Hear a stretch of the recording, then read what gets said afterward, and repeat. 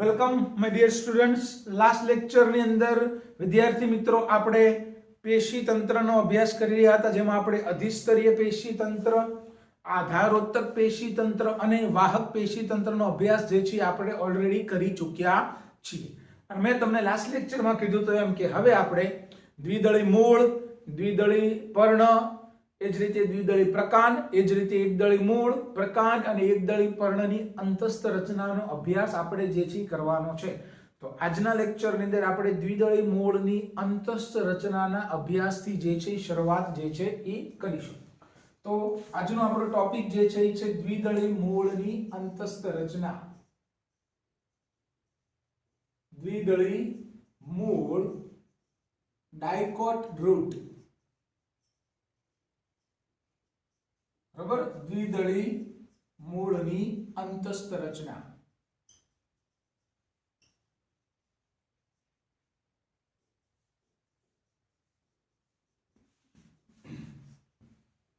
તો આપણે દ્વિદળી મૂળની અંતસ્થ રચનાનો અભ્યાસ કરવો છે તો આપણે મૂળનો નમૂનો લઈ, મૂળનો ટુકડો લઈ આપણે એનો આડછેદ લઈશું. આડછેદ લઈ અને પછી સ્લાઇડ બનાવીને એને માઇક્રોસ્કોપની અંદર મૂકીશું અને માઇક્રોસ્કોપની અંદર જોઈને આપણે એની અંતસ્થ રચનાનો અભ્યાસ જે છે કરીશું. તો કેવી રીતે પ્રોસેસ કરવામાં આવે છે? તો દ્વિદળી મૂળની અંતસ્થ રચનાનો આપણે અભ્યાસ કરવાનો છે એટલે આપણે શું લઈશું? તો કે ભાઈ સૂર્યમુખી દ્વિદળી વનસ્પતિનું ઉદાહરણ છે તો કે સૂર્યમુખીનું મૂળ લ્યો. પ્રોસિજર તમને કહું છું. સૂર્યમુખીનું મૂળ લઈ, માની લો કે આ સૂર્યમુખીનું મૂળ છે. સૂર્યમુખીનું મૂળ લઈ એનો આપણે શું લેવાનું છે? બ્લેડની મદદ વડે આડછેદ. બરોબર, એનો આડછેદ લ્યો એટલે કે ટીએસ લ્યો. સૂર્યમુખીનું મૂળ લઈ એનો તમે આડછેદ લ્યો એટલે આડછેદ તમને આ પ્રકારનો મળશે. આવા પ્રકારના આડછેદ મળશે, બ્લેડ તમે કાપશો એટલે. હવે આ જે આડછેદ છે, બરોબર, ઘણા બધા આડછેદ લેશો. ઈ આડછેદ લઈ તમે એને શેમાં મૂકશો? તો કે વોચ ગ્લાસ, કાચનો રકાબી જેવી રચના.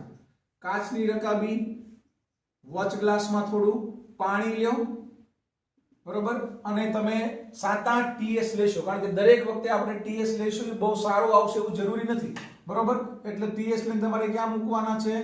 તો કે બ્લેડની મદદ વડે તમે ટીએસ લેશો, આડછેદ લેશો અને આડછેદને લઈને તમે ક્યાં મૂકો? વોચ ગ્લાસની અંદર જે છે એ મૂકો, બરોબર છે. પછી 7-8 આડછેદ લીધા પછી તમે જ્યારે વોચ ગ્લાસમાં મૂક્યા છે એમાંથી તમને જે સારો આડછેદ લાગે કે આ આડછેદ જે છે એ આખો છે, મતલબ આખું સર્કલ પૂરેપૂરું છે, વચ્ચેથી તૂટેલો નથી અને શક્ય હોય એટલો પતલો હોય એવો આડછેદ આપણે પસંદ કરીશું. તો પહેલા આપણે સૂર્યમુખીનું મૂળ લઈશું, બ્લેડની મદદ વડે એના આડછેદ લઈશું, 7-8 આડછેદ લઈશું, એને આપણે વોચ ગ્લાસમાં મૂકીશું. વોચ ગ્લાસમાં મૂક્યા પછી આપણે 7-8 આડછેદમાંથી આપણને જે સારો લાગે, કેવો સારો આડછેદ કહી શકાય કે એક તો આખે આખું સર્કલ, આખે આખો રાઉન્ડ પૂરો હોય, તૂટેલો ન હોય, શક્ય હોય એટલો પતલો હોય અને વચ્ચેથી પણ કોઈ જગ્યાએથી તૂટેલો ન હોય એવો પતલામાં પતલો આડછેદ આપણે પસંદ કરીશું. વોચ ગ્લાસમાં મૂકો, એમાંથી તમે સારો આડછેદ પસંદ કરો. એ આડછેદને પસંદ કર્યા પછી એને તમે ક્યાં મૂકશો? તો કે કાચની સ્લાઇડ ઉપર મૂકો.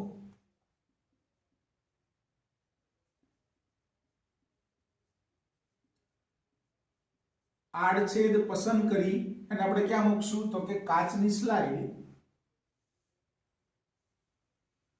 કાચની સ્લાઇડ અને આ સ્લાઇડ ઉપર તમારો તમે જે પસંદ કરેલો આડછેદ છે એ મૂકો, બરોબર. આજુબાજુના વિસ્તારમાં થોડું પાણી મૂકવાનું છે. પાણી લ્યો પહેલા, પછી ઉપર તમારે મૂકવાનું. પછી આની ઉપર તમે એક અભિરંજક નાખશો. અભિરંજકનું નામ છે સેફ્રેનિન. સેફ્રેનિન વડે આડછેદને અભિરંજિત કરો.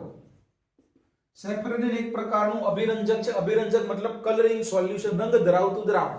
એટલે આપણે ટીએસ ઉપર આ સેફ્રેનિન નાખીશું એટલે ટીએસ ની અંદરની જે રચનાઓ જે છે રંગ ધારણ કરી લેશે અને રંગ ધારણ કરી લેશે એટલે આપણે માઇક્રોસ્કોપમાં એને સરળતાથી જોઈ શકીએ. તો ટીએસ ને રંગ આપવા માટે આપણે એને સેફ્રેનિન નામના અભિરંજક, સેફ્રેનિન શું છે? અભિરંજક છે, કલરિંગ સોલ્યુશન છે. તો સેફ્રેનિન વડે અભિરંજિત કરો, બરોબર છે. ત્યાર પછી લાંબા સમય સુધી તમારે સ્લાઇડને રાખવી હોય તો પાણીની આજુબાજુ, પાણીની સાથોસાથ એમાં તમે થોડું શું ઉમેરશો? તો કે ગ્લિસરીન ઉમેરો. ગ્લિસરીન ઉમેરવાનો ફાયદો શું છે? તો એ આડછેદને, તમારો જે આડછેદ જે છે લાંબા સમય સુધી સ્લાઇડ પડી રહેશે તો એ આડછેદને શુષ્ક થતા અટકાવશે. પાણી જે છે કદાચ ઉડી જાય પણ ગ્લિસરીન એમ નામ રહેશે, એટલે ગ્લિસરીન ઉમેરો જે આડછેદને શુષ્ક થતા અટકાવે છે. આટલી પ્રોસિજર પૂરી થઈ જાય પછી આડછેદ મૂક્યો છે, એની આજુબાજુ પાણી હતું, તમે થોડું ગ્લિસરીન ઉમેર્યું, પ્લસ તમે આડછેદને સેફ્રોન વડે અભિરંજિત કર્યો.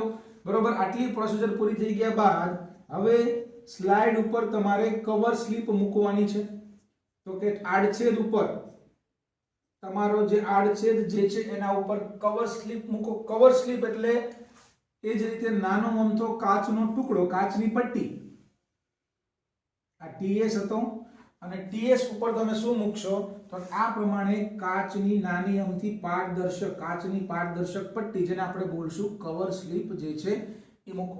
હવે કવર સ્લિપ મૂકતી વખતે મિત્રો ધ્યાન રાખવું જોઈએ છે કે આ ટીએસ છે, તો ટીએસ ની આજુબાજુ કવર સ્લિપ મૂકો એટલે ટીએસ ની આજુબાજુ કોઈ પણ જગ્યાએ પરપોટા જે છે રહેવા જોઈએ નહીં. અને આટલું પ્રોસેસ પતી જાય પછી આ સ્લાઇડને તમારે ક્યાં મૂકવાની છે તો કે માઇક્રોસ્કોપમાં મૂકીને જુઓ. સ્લાઇડને ક્યાં મૂકશો તો કે માઇક્રોસ્કોપની અંદર મૂકો.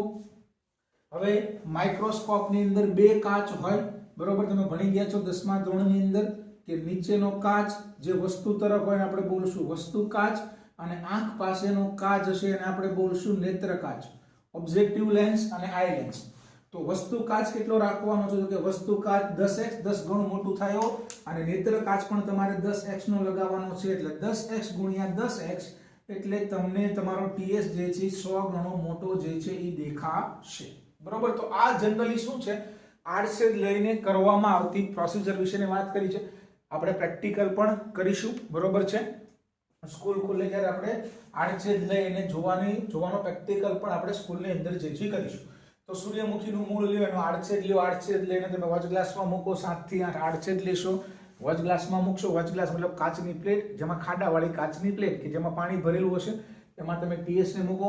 7-8 ટીએસ લઈ લીધા પછી તમને સારો લાગી ટીએસ એમાંથી પસંદ કરો. ટીએસ કેવો સારો કહેવાય તો કે આખો હોવો જોઈએ, તૂટેલો ના હોવો જોઈએ, અને શક્ય હોય એટલો પતલો હોવો જોઈએ. પછી એને તમે સ્લાઇડ ઉપર મૂકો.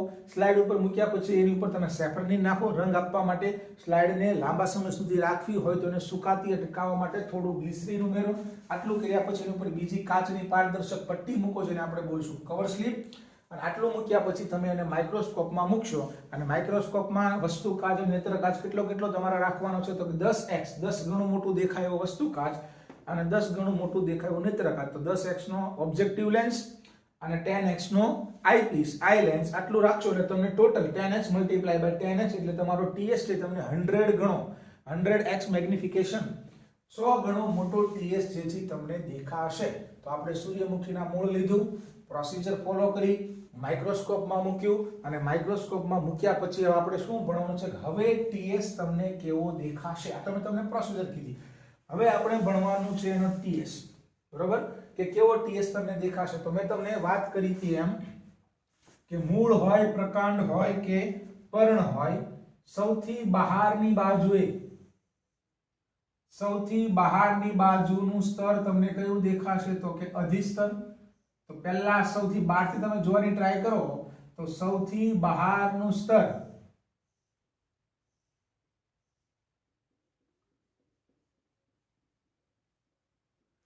મૂળ હોય, પ્રકાંડ હોય કે પણ, તો દ્વિદળી મૂળમાં પણ તમને સૌથી બહારનું સ્તર જે છે, દ્વિદળી મૂળની અંદર પણ સૌથી બહારનું સ્તર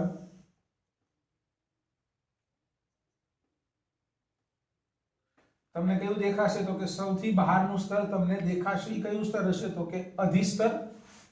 સૌથી બહારનું સ્તર જેને આપણે બોલીશું અધિસ્તર, અથવા તો મૂળનું અધિસ્તર છે એટલે મિત્રો આપણે એને મૂલાધિસ્તર પણ બોલી શકીએ. મૂલાધિસ્તર શેનું બનેલું હશે તો આપણે બધાને ખબર છે મૃદુતકીય કોષોનું બનેલું, જે આપણે અગાઉ ભણી ગયા છીએ. તો કે બહારનું સ્તર મૂલાધિસ્તર મૃદુતકીય કોષોનું બનેલું હશે અને એક સ્તરીય હશે. મૃદુતકીય કોષોનું બનેલું અને એક સ્તરીય હશે. બીજું, એમાંથી નીકળતા મૃદુતકના કોષો જે છે આ રીતે બહાર તરફ બહિર્દૃઢ ભેદ દર્શાવતા હશે. અધિસ્તરના કોષો જેને આપણે બોલશું મૂળરોમ, અને મૂળ રોમ કેવા હોય તો કે એક કોષીય હશે. તો અહીંયા પણ તમને મૂળ રોમ દેખાશે આ રીતે ટ્રાઇકોમ. તો મૂળ રોમ એક કોષીય. તો બીજું શું દેખાશે તો કે સૌથી બહારની બાજુએ અધિસ્તર અને અધિસ્તરમાંથી નીકળતા રોમ જેને આપણે બોલશું મૂળ રોમ. કેવી રચના થશે? એક કોષીય રચના થશે જેનું કામ પાણીનું શોષણ કરવાનું છે. તો મૂળ રોમ એક કોષીય મૂળ રોમ દેખાશે. ત્યાર પછી એની નીચે અહીંયા તમને અધસ્તર જોવા નહીં મળે, બરોબર. આ વાત થઈ ગઈ અધિસ્તરીય પેશી તંત્રની કે સૌથી બહારની બાજુએ તમને અધિસ્તર દેખાય, મૃદુતક કોષોનું બનેલું હશે, એક સ્તરીય હશે. અધિસ્તરના કેટલાક કોષોમાંથી રોમ નીકળેલા હશે જેને આપણે બોલશું મૂળ રોમ, એક કોષીય હશે. અધસ્તરની નીચે તમને કયા કોષો જોવા મળશે તો કે અધસ્તર જોવા નહીં મળે, અધિસ્તરની નીચે ડાયરેક્ટ તમને જોવા મળશે મૃદુતકીય કોષોનું બનેલું સ્તર. અને આને આપણે બોલતા હતા બાહ્યક આધારોતક પેશી તંત્રનો મુખ્ય ઘટક. તો ત્યાર પછી તમને જોવા મળશે બાહ્યકના કોષો, બાહ્યક મૃદુતકીય કોષોનું બનેલું શિથિલ રીતે ગોઠવાયેલા મૃદુતકીય કોષોનું બનેલું સ્તર એટલે બાહ્યક કોર્ટેક્સ.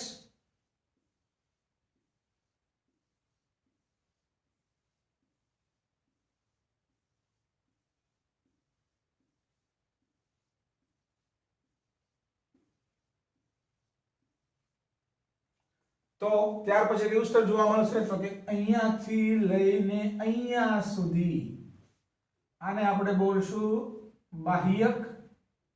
શેનું બનેલું હોય તો આપણને ખબર જ છે કે ભાઈ બાહ્યક જે છે એ મૃદુતકીય કોષોનું બનેલું અને ઘણા બધા સ્તરો હશે એટલે આપણે બોલશું બહુસ્તરીય.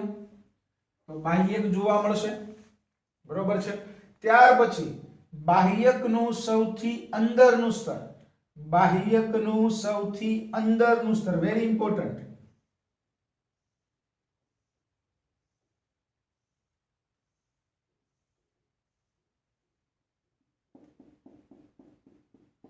આ સ્તર જે આખું આમ કન્ટિન્યુ હોય પણ આપણે આટલો ટીએસ જોયો છે એ પ્રમાણે આપણે દર્શાવશું. તો બાહ્યકનું સૌથી અંદરનું સ્તર વેરી ઇમ્પોર્ટન્ટ. હવે અહીંયાની લાક્ષણિકતા યાદ રાખવાની છે. આ જે સ્તર જે છે એને આપણે બોલતા હતા અંતઃસ્તર. શું છે? કયું સ્તર થશે? અંતઃસ્તર. અંતઃસ્તર તમને જોવા મળશે. શેનું બનેલું છે તો આપણને ખબર છે કે અંતઃસ્તર જે છે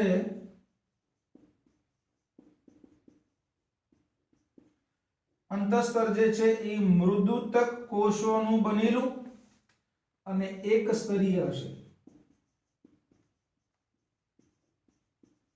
હવે એમસીક્યુ માટે એની અલગ લાક્ષણિકતા કે દ્વિદળી મૂળના અંતઃસ્તરના કોષો જે છે મૃદુતકીય કોષોને કેવા હશે? બેરલ શેપ્ડ એટલે કે પીપ જેવા મૃદુતક કોષો હશે. હવે મિત્રો ખાસ દ્વિદળી મૂળના અંતઃસ્તરની લાક્ષણિકતા શું છે આ પરીક્ષામાં પૂછાય છે. તો આ અંતઃસ્તરના કોષો છે, માની લ્યો પીપ આકારના, આ રીતે અંતઃસ્તરના કોષો છે, બરોબર. આ આકૃતિ થોડી મોટી દોરું છું. તો યાદ રાખવાનું છે દ્વિદળી મૂળના અંતઃસ્તરના કોષોની અરીય દિવાલ અને અનુપ્રસ્થ દિવાલ, આડી દિવાલ અહીંયા અને અહીંયા, આની ઉપર અરીય અને અનુપ્રસ્થ દિવાલ ઉપર તમને મીણ જેવા દ્રવ્યનું સ્થૂલન, લાલ કલરનું શું છે? સ્થૂલન છે. સ્થૂલન જોવા મળશે, બરોબર. કોનું સ્થૂલન એની આપણે વાત કરીએ તો અરીય અને અનુપ્રસ્થ દિવાલ પર, અરીય અને અનુપ્રસ્થ દિવાલ પર મીણ જેવા દ્રવ્ય જેનું નામ છે સુબેરીનની મીણ જેવા દ્રવ્ય, સુબેરીનનું સ્થૂલન, મીણ જેવા દ્રવ્ય નામ શું છે તો કે સુબેરીન નું સ્થૂલન. સ્થૂલન મતલબ આપણે બોલશું જમાવટ. મીણ જેવા દ્રવ્યનું સ્થૂલન અહીંયા તમને જોવા મળશે આની ઉપર.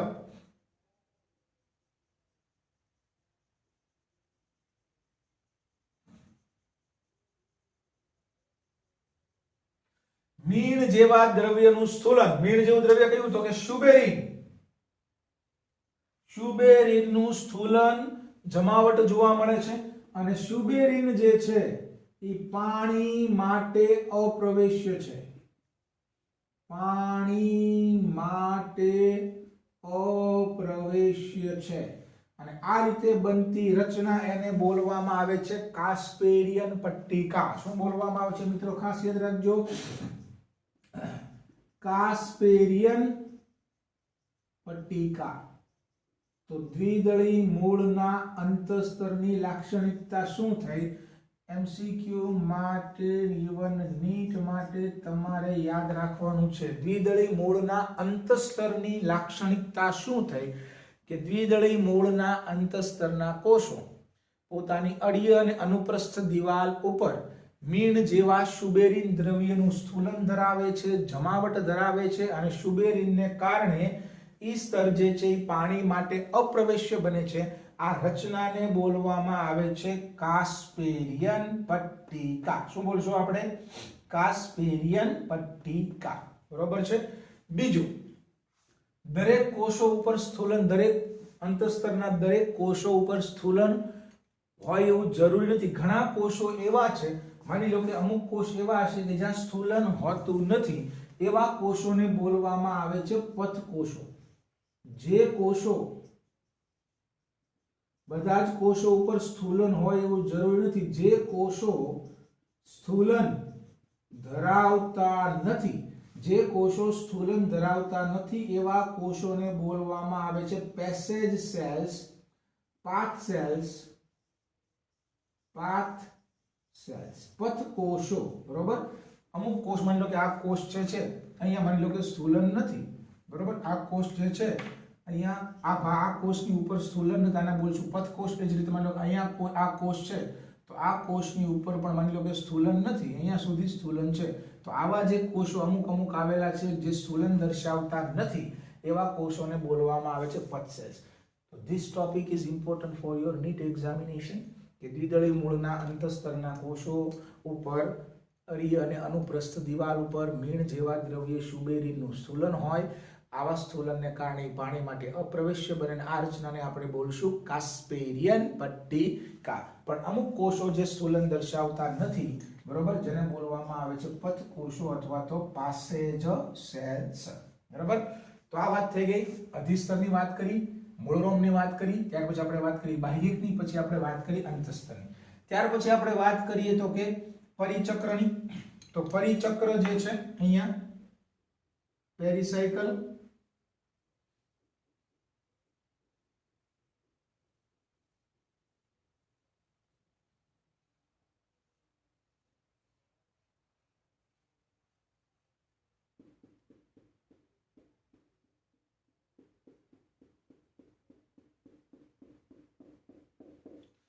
તો વાત કરી લઈએ પરિચક્રની.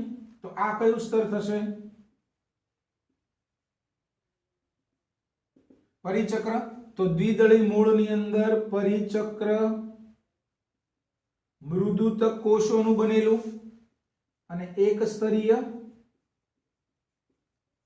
હશે. એક જ સ્તર છે અને મૃદુતક કોષોનું બનેલું હશે. નેક્સ્ટ એમસીક્યુ જે આમાંથી પરીક્ષામાં પૂછાઈ શકે છે, શું યાદ રાખવાનું છે? તો કે દ્વિતીય મૂળ અથવા તો આપણે બોલશું પાર્શ્વીય મૂળની ઉત્પત્તિ, વાહી એધાની ઉત્પત્તિ. દ્વિતીય મૂળ, પાર્શ્વીય મૂળ કે વાહી એધાની ઉત્પત્તિ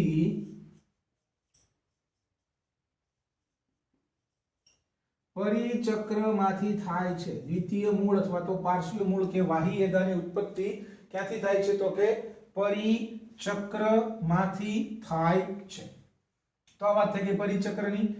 અને છેલ્લા સ્તરની વાત કરી લઈએ, સેન્ટરમાં કોણ હશે? તો કે મજ્જા પ્રદેશ, સેન્ટરમાં મજ્જા પ્રદેશ। આ વાત કરી નાખી આપણે આધારોતક પેશી તંત્રના તમામ સ્તરોની, બાહ્યક, અંતસ્તર, પરિચક્ર અને ફાઇનલી આ કયો વિસ્તાર થશે? તો આ પોર્શન જે છે એ થશે મજ્જા પ્રદેશ। શેની બનેલી હોય? આપણે બધાને ખબર છે મજ્જા જે છે એ મૃદુતક કોષોની બનેલી, પણ યાદ રાખજો દ્વિદળી મૂળની અંદર મજ્જા પ્રદેશ જે છે એ નાનો હોય, બહુ મોટો ન જોવા મળે, નાનો એટલે કે અલ્પ વિકસિત હોય છે, નાનો એટલે કે અલ્પ વિકસિત, થોડો કમથો જ મજ્જા પ્રદેશ જે છે હશે। તો આ આપણે વાત કરી નાખી કોની કોની? આધારોતક પેશી તંત્રની, બાહ્યક, અંતસ્તર, પરિચક્ર અને મજ્જા। હવે વાત કરીએ વાહક પેશી તંત્રની। તો વાહક પેશી તંત્રમાં કોણ કોણ આવે? અનુવાહક અને જલવાહક પેશી। અને આપણે કાલે જ મેં વાત કરી કે મૂળની અંદર કેવા વાહિપુલ હોય? અરીય વાહિપુલ હોય અને ખુલ્લું હોય, કારણ કે એમાં દ્વિતીય વૃદ્ધિ થાય। તો વાહિપુલની ગોઠવણી કેવી રીતે હશે? તો અનવાહક પેશી અને જલવાહક પેશીને આપણે અહીંયા દર્શાવીએ તો પહેલા આપણે દર્શાવીએ જલવાહક પેશી,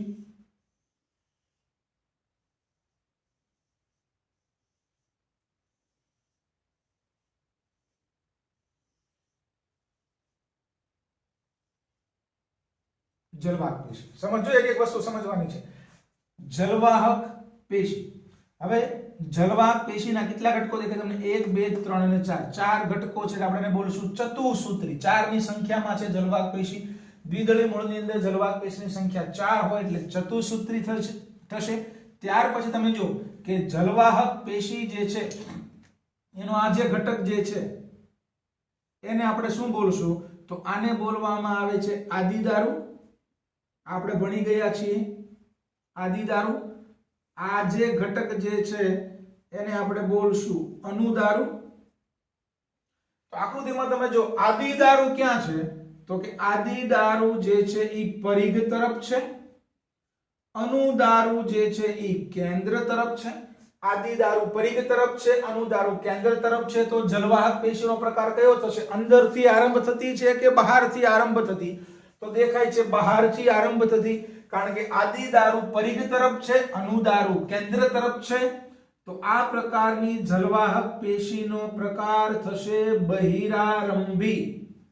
તો જલવાહક પેશી કયા પ્રકારની જોવા મળશે? બહિરારંભી પ્રકારની જલવાહક પેશી, કારણ કે આદિદારુ કેન્દ્ર પરિઘ તરફ છે અને અનુદારુ કેન્દ્ર તરફ છે। આદિદારુ પરિઘ તરફ, અનુદારુ કેન્દ્ર તરફ, તો બહારથી આરંભ થતી, that's why we call X-ray, એટલે કે બહિરારંભી પ્રકારની જલવાહક પેશી જે છે એ થશે। તો બહિરારંભી પ્રકારની જલવાહક પેશી 4 સંખ્યા છે એટલે ચતુઃસૂત્રી। આગળ વાત કરીએ અનવાહક પેશી।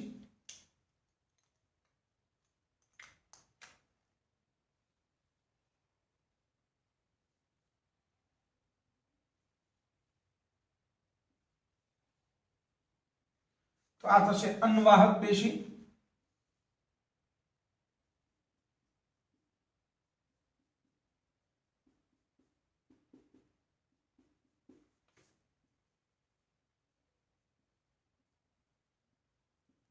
તો જો વાહિપુલનો પ્રકાર કેવો દેખાય છે તમને? ગોઠવણી કેવી છે? આપણે કાલ ભણ્યા તેમ કે અનવાહક અને જલવાહક પેશી એકાંતરે અને અલગ અલગ ત્રિજ્યા ઉપર છે, બરોબર? એકાંતરે અને અલગ અલગ ત્રિજ્યા ઉપર છે એટલે આ વાહિપુલનો પ્રકાર કેવો થઈ ગયો? અરીય। વાહિપુલનો પ્રકારની વાત કરીએ કે અહીંયા લખી નાખું છું દ્વિદળી મૂળની અંદર વાહિપુલનો પ્રકાર કેવો થઈ ગયો? તો એમસીક્યુ માટે યાદ રાખવાનું છે આ પણ કે ગોઠવણીને આધારે તમે જોવા જાવ તો કેવો છે? અરીય, બરોબર? અરીય, કારણ કે જલવાહક અને અનવાહક પેશી એકાંતરે અને અલગ અલગ ત્રિજ્યા પર આપણે બોલશું અરીય, એકાંતરિત 1 by 1 ગોઠવાયેલી છે। જલવાહક પેશીની વાત કરીએ તો જલવાહક પેશીની સંખ્યા 4 છે એટલે આપણે બોલશું ચતુસૂત્રી। તો યાદ રાખજો વાહિપુલનો પ્રકાર અરીય, 1 by 1 એકાંતરિત, 4 છે જલવાહક પેશી એટલે ચતુસૂત્રી, અને પ્રકાર કેવો છે? આરંભ કાળ કેવું છે? બહિરારંભી। તો અરીય, એકાંતરિત, ચતુસૂત્રી અને બહિરારંભી। વાહિપુલનો પ્રકાર અરીય, એકાંતરિત, ચતુસૂત્રી અને જલવાહક પેશી કેવી થશે? બહારથી આરંભ થતી, એટલે આપણે એને બોલશું બહિરારંભી. દરેક વસ્તુ મિત્રો તમને આકૃતિમાં દેખાય છે. અરીય, એકાંતરિત, 4 ચતુસૂત્રી અને 12 થી આરંભ થતી, કારણ કે આદિ દારૂ પરિઘ તરફ છે, નાનું દારૂ કેન્દ્ર તરફ છે, માટે આપણે એને બોલશું બહિરારંભી. તો અરીય, એકાંતરિત, ચતુસૂત્રી અને બહિરારંભી. બીજું વાત કરી લઈએ કે જલવાહક અને અનવાહક પેશીની વચ્ચે, જલવાહક અને અનવાહક પેશીની વચ્ચે અહીંયા એધા ઉત્પન્ન થાય એટલે આની અંદર દ્વિતીય વૃદ્ધિ થાય. અને જલવાહક અને અનવાહક પેશીની વચ્ચે અહીંયા મૃદુતકીય કોષોના બનેલા સ્તર આવેલા હોય જેને આપણે બોલશું સંયોગી પેશી. અહીંયા એક જગ્યાએ દર્શાવું છું કે અહીંયા જે છે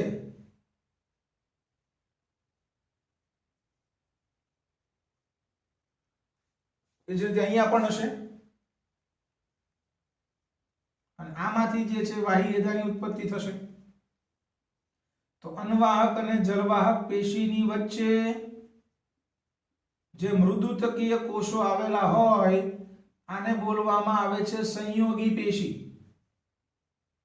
અનવાહક અને જલવાહકની વચ્ચે, અનવાહક અને જલવાહકની વચ્ચે અહીંયા લખું છું, દર્શાવતો નથી કારણ કે જગ્યા આપણી પાસે નથી. આ જે છે અનવાહક અને જલવાહક પેશીની વચ્ચે આવેલા મૃદુતકીય કોષો એને બોલવામાં આવે છે સંયોગી પેશી. બરોબર. તો મિત્રો આ થઈ ગઈ દ્વિદળી મૂળની અંતસ્થ રચના. અને last but not the least, very important for your NEET, એક શબ્દ આપેલો છે મધ્યરંભ. મધ્યરંભ જેને બોલવામાં આવે છે સ્ટીલ, STELE. તો મધ્યરંભ કોને કહેવાય? મધ્યરંભ કોને કહેવાય? તો યાદ રાખજો શું વ્યાખ્યા આપી છે મધ્યરંભની, કે અંતઃસ્તરની, અંતઃસ્તર છે આમ, આખું અંતઃસ્તર આમ છેક સુધી હોય, આખો TS તો આમ હશે ને, આખો TS તો આમ, પણ આપણે આટલો ભાગ ખાલી દોરેલો છે, તો આ અંતઃસ્તર જે છે આમ આખું વીંટળાયેલું હશે. તો મધ્યરંભ કોને કહેવાય? અંતઃસ્તરની અંદર આવેલી, અંતઃસ્તરની અંદર આવેલી તમામ રચનાઓને, અંતઃસ્તરની અંદર આવેલી તમામ રચનાઓને કોણ કોણ આવી જશે? મુખ્ય રચના તમે જોવા જાવ તો પરિચક્ર, મજ્જા અને વાહિકુલ, એટલે કે અનવાહક અને જલવાહક પેશી.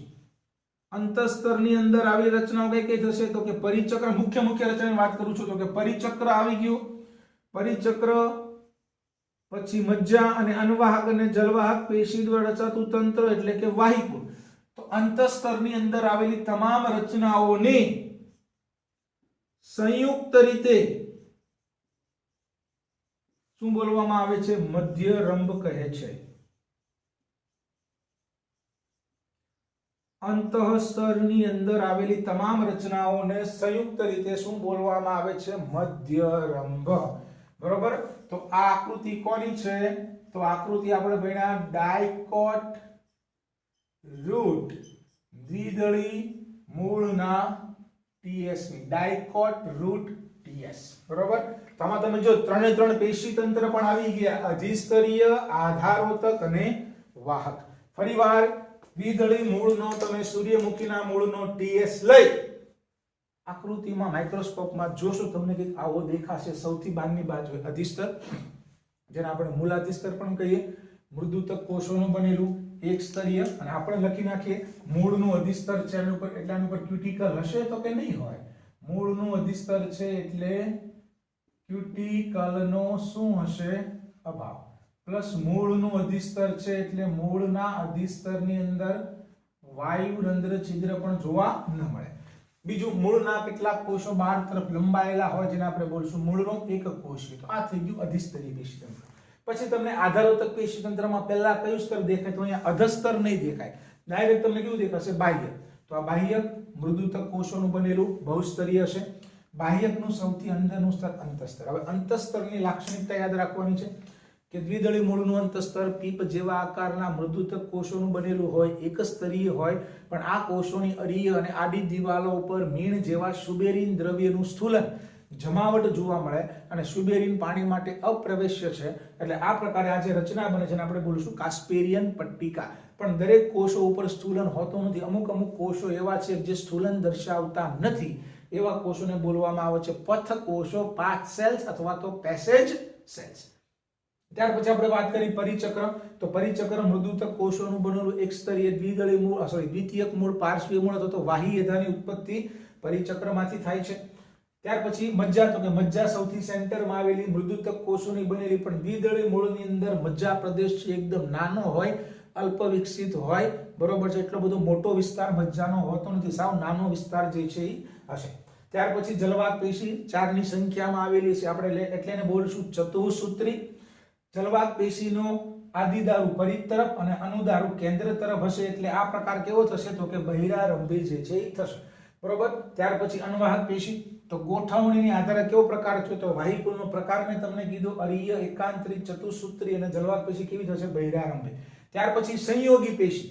તો કે જલવાહક અને અનવાહકની વચ્ચે, જલવાહક અને અનવાહકની વચ્ચે આ રીતે મૃદુતકીય કોષોના બનેલા સ્તર આવેલા હોય, મૃદુતકીય કોષો આવેલા હોય, જેને આપણે બોલશું સંયોગી પેશી, કનેક્ટિવ ટિશ્યુ.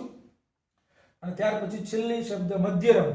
અંતસ્તર. અંતસ્તરની અંદર આવેલી જે તમામ રચનાઓ જે છે, જેમાં મજ્જા આવી ગયું, પરિચક્ર આવી ગયું અને વાહિકુલ એટલે કે અનવાહક અને જલવાક પેશી આવી ગઈ, તો વ્યાખ્યા પરીક્ષામાં પૂછે છે મધ્યરંભ કોને કહેવાય? અંતસ્તરની અંદર આવેલી તમામ રચનાઓને સંયુક્ત રીતે બોલવામાં આવે છે મધ્યરંભ. તો જ્યાં જ્યાં અમે તમને નીટ માટેની વાત કરી, એમસીક્યુ માટેની વાત કરી, એટલી વસ્તુ તમારે જે છે એમસીક્યુ માટે યાદ રાખવાની છે. અને દ્વિદળીય મૂળની અંદર શું થાય કે દ્વિદળીય મૂળની અંદર આગળ જતા અનવાહક પેશી અને જલવાક પેશીની વચ્ચે અહીંયા એધા ઉત્પન્ન થાય, બરોબર છે. એટલે આની અંદર દ્વિતીય વૃદ્ધિ થાય. કેવી રીતે થાય એ આપણે આગળ ભણશું, પણ યાદ રાખવાનું છે દ્વિદળીય મૂળમાં દ્વિતીય વૃદ્ધિ થાય છે, જે આપણે અગાઉ મેં તમને ઓલરેડી કહી દીધું છે. તો આજના લેક્ચરની અંદર મિત્રો આપણે થોડી ટીએસ લેવાની પ્રોસિજર, સ્કૂલે આવશો ત્યારે આપણે પ્રેક્ટિકલ પણ કરીશું મૂળનો ટીએસ લઈને, પણ એક પ્રોસિજર જનરલી ખાલી તમારી સમજણ માટે મેં તમને કીધી છે, અને એ ટીએસ પણ આપણે ભણ્યા. તો આજના લેક્ચરની અંદર મિત્રો આપણે ડાયકોટ રૂટનો ટીએસ એટલે કે દ્વિદળીય મૂળના અંતસ્થ રચનાનો અભ્યાસ જે છે કર્યો. નેક્સ્ટ લેક્ચરની અંદર મિત્રો આપણે એકદળીય મૂળની અંતસ્થ રચના ભણવાની છે. એક ભાઈ દ્વિદળીય મૂળનો ટીએસ આવો દેખાય તો મકાઈના મૂળ, મકાઈ એટલે એકદળીય મૂળ, એકદળીય વનસ્પતિ.